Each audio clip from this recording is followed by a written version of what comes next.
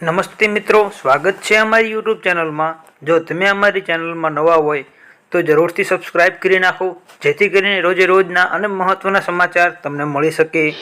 વાત કરીએ આજના સમાચારની તો ક્ષત્રિયોના આંદોલનને લઈને મોટા સમાચાર સામે આવ્યા। રૂપાલાને શાંતિ નહીં મળે।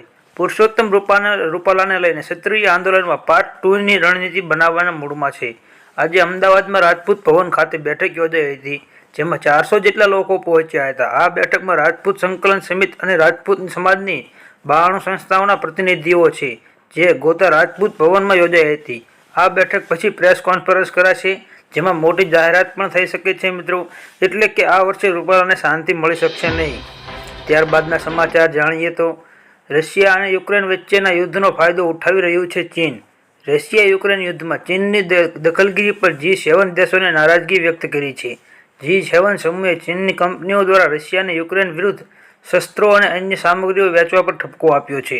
ઇટલીમાં આયોજિત G7 કોન્ફરન્સમાં US સ્ટેટ સેક્રેટરી એન્ટની બ્લિંકે કહ્યું કે તમામ દેશોને ચીન પર દબાણ વધારવું જોઈએ, તે રશિયાને હથિયારની સપ્લાય ન કરે। ચીન પોતાના ફાયદા માટે રશિયાને મદદરૂપ થઈ રહ્યું છે મિત્રો, એવું પ્રેસ કોન્ફરન્સમાં કહેવામાં આવ્યું હતું। ત્યારબાદ ઇરાક પર હવાઈ હુમલો। ઇઝરાયલ અને ઈરાનના વચ્ચે વધેલા તણાવ વચ્ચે મિલિટરી બેઝ પર હુમલો કરવામાં આવ્યો હતો। હુમલામાં એક વ્યક્તિનું મોત નીપજ્યું, જ્યારે 8 લોકો ઘાયલ થયા હતા। ટાઈમ્સ ઓફ ઇઝરાયલના જણાવ્યા અનુસાર ઇમરાનની સમર્થિત પોપ્યુલર મોબિલાઇઝેશન ફોર્મ હેડક્વાર્ટર પર હવાઈ હુમલો કરવામાં આવ્યો હતો। જોકે હજુ સુધી આ હુમલાની જવાબદારી કોઈએ લીધી નથી। પીએમના આ હુમલા માટે અમેરિકા પર આરોપ લગાવવામાં આવ્યો છે મિત્રો, એટલે કે USA પર હુમલાનો આરોપ લગાવવામાં આવ્યો છે। ત્યારબાદ ગુજરાતીઓને મોટી રાહતના સમાચાર। રાજ્યમાં હવામાન વિભાગે નવી આગાહી કરી છે। તે અનુસાર આવનારા 7 દિવસ વાતાવરણ સૂકું રહી શકે છે। પવનની દિશા બદલાતા તાપમાનમાં પણ ઘટાડો થશે। આનાથી લોકોને ગરમીથી પણ રાહત મળી શકે છે। હાલ રાજ્યમાં દક્ષિણ પશ્ચિમી અને દક્ષિણની હવા ચાલી રહી છે, જેની આ અસરો છે।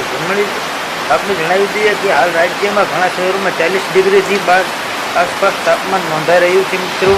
ત્યારબાદ અમરેલીમાં 42 ડિગ્રી તાપમાન નોંધાયું હતું। પીએમ મોદી પાસે 2047નું વિઝન। સીતારમણ કેન્દ્રીય નાણામંત્રી નિર્મલા સીતારમણે અમદાવાદમાં યોજાયેલી પત્રકાર પરિષદમાં વિપક્ષ પર પ્રહાર કર્યા। તેમણે કહ્યું કે અન્ય પક્ષોએ દેશને આગળ કેવી રીતે લઈ જવા તેનો વિચાર કરતા નથી।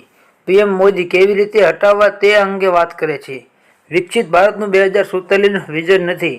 શિક્ષણ, આરોગ્ય, રાંધણ ગેસ, પાણી લોકો સુધી પહોંચી શકે તેની ચિંતા સરકાર કરે છે। સામાન્ય વર્ગના લોકોને સરળતાથી લોન મળે તેવા પ્રયત્નો સરકારે પણ કર્યા છે મિત્રો। ત્યારબાદ જાણીએ તો ટ્રેનના મુસાફરો માટે ગુડ ન્યૂઝ। ટ્રેનમાં મુસાફરી કરતા પ્રવાસીઓ માટે સારા સમાચાર આવ્યા છે। રેલવે મંત્રાલયે વેકેશનને ધ્યાનમાં રાખીને મોટાભાગની ટ્રેનોની સંખ્યામાં 43% વધારો કર્યો છે। રેલવે વિભાગના ટ્રેનમાં ફેરામાં વધારો કરશે। રેલવે વિભાગના ઉનાળામાં ટ્રેનોને 9111 ફેરાનું સંચાલન કરશે।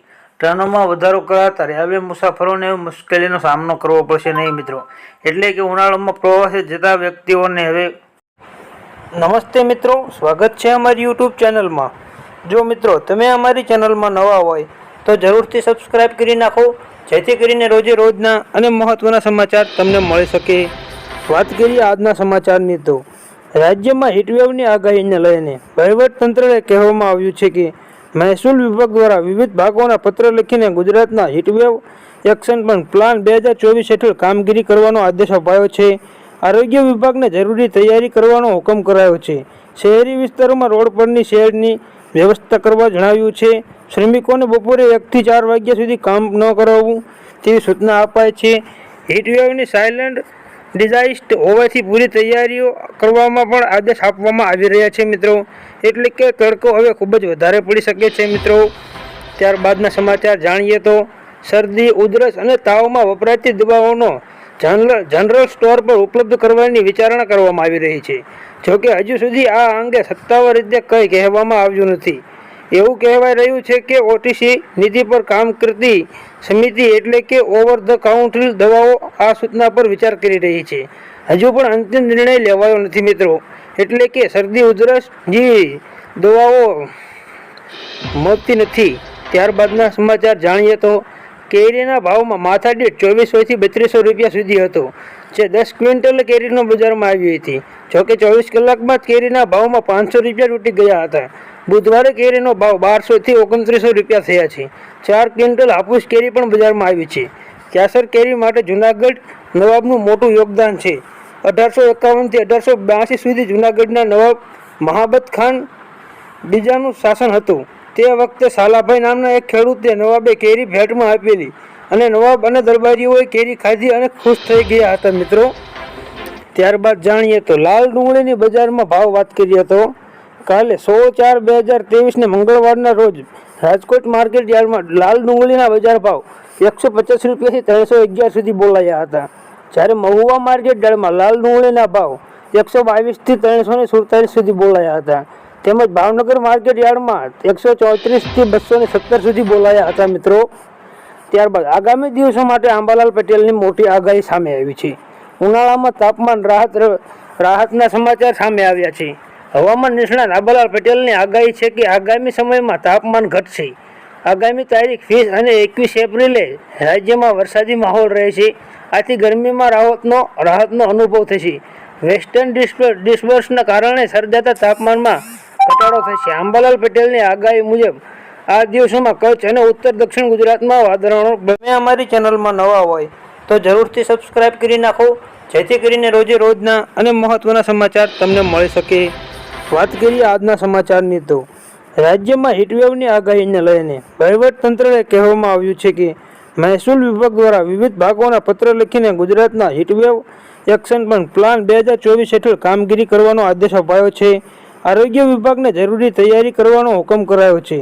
શહેરી વિસ્તારોમાં રોડ પરની શેડની વ્યવસ્થા કરવા જણાવ્યું છે. શ્રમિકોને બપોરે 1 થી 4 વાગ્યા સુધી કામ ન કરાવવું તેવી સૂચના અપાય છે.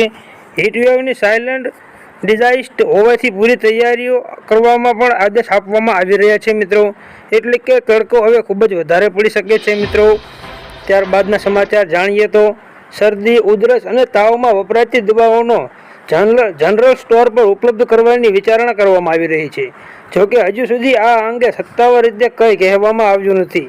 એવું કહેવાય રહ્યું છે કે ઓટીસી નીતિ પર કામ કરતી સમિતિ એટલે કે ઓવર ધ કાઉન્ટર દવાઓ આ સૂચના પર વિચાર કરી રહી છે. હજુ પણ અંતિમ નિર્ણય લેવાયો નથી. મિત્રો, એટલે કે શરદી ઉધરસ જેવી દવાઓ મળતી નથી. ત્યારબાદના સમાચાર જાણીએ તો કેરીના ભાવમાં માથાદીઠ 2400 થી 3200 રૂપિયા સુધી હતો.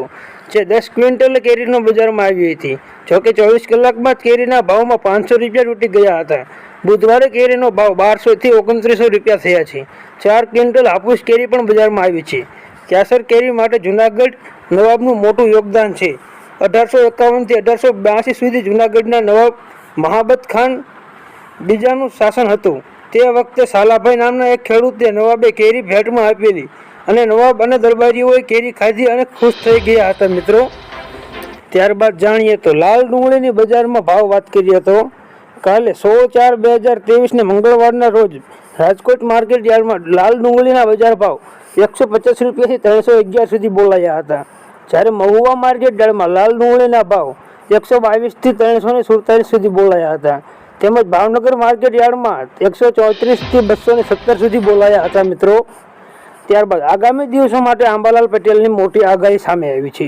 ઉનાળામાં તાપમાન રાહતના સમાચાર સામે આવ્યા છે.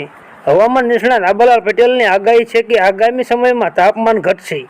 આગામી તારીખ 20 અને 21 એપ્રિલે રાજ્યમાં વરસાદી માહોલ રહેશે.